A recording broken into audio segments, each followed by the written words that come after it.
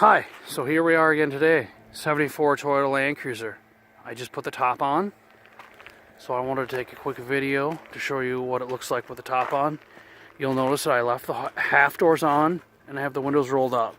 This is a super cool way to roll around in the summertime or anytime that it's nice out, because with the quick door release that I showed you before, you can easily take your hard doors off, roll your windows up, pop your hard doors or your half doors on, and here you go. So that's one super big benefit of having both sets of doors. And both sets of doors are cool and redone. You don't have to do anything. They're ready to go. I did bring a few notes today, so I'll talk to you. You'll hear some paper crumbling in the background, so I apologize for that. But I want to point out a few things that I forgot yesterday. The heater here is all redone. When we did that, we blasted it, painted it. We brought the heater core in and had it gone through. They boiled it out and made sure it was pressurized and good.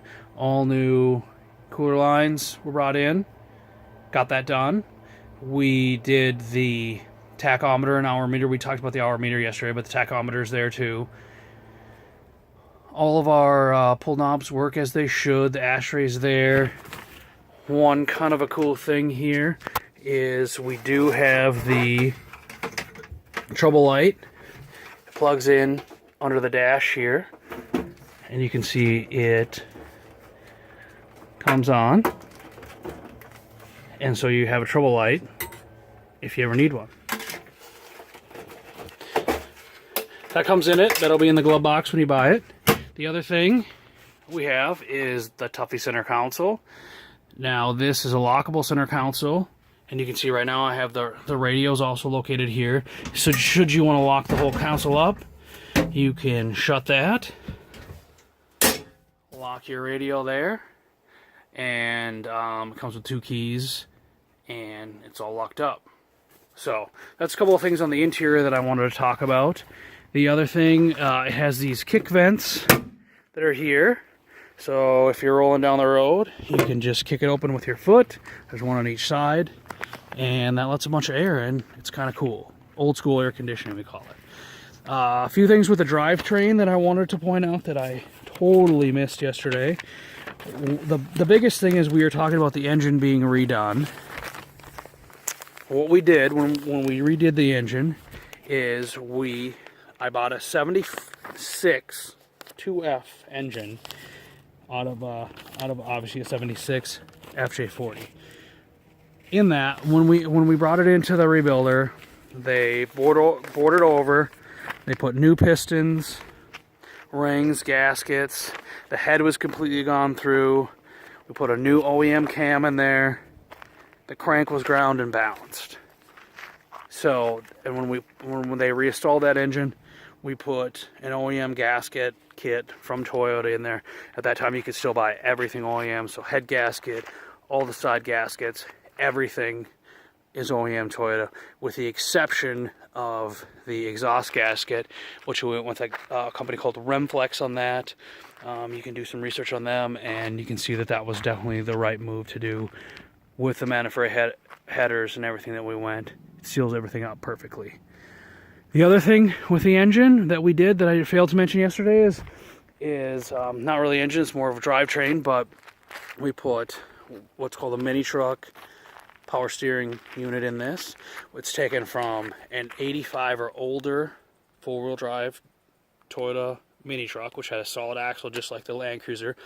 The only difference between the Land Cruiser steering box and the mini truck box is the angle at which it goes to the steering wheel. So there's an aftermarket kit that changes that over to run that, and you run a Chevy pump.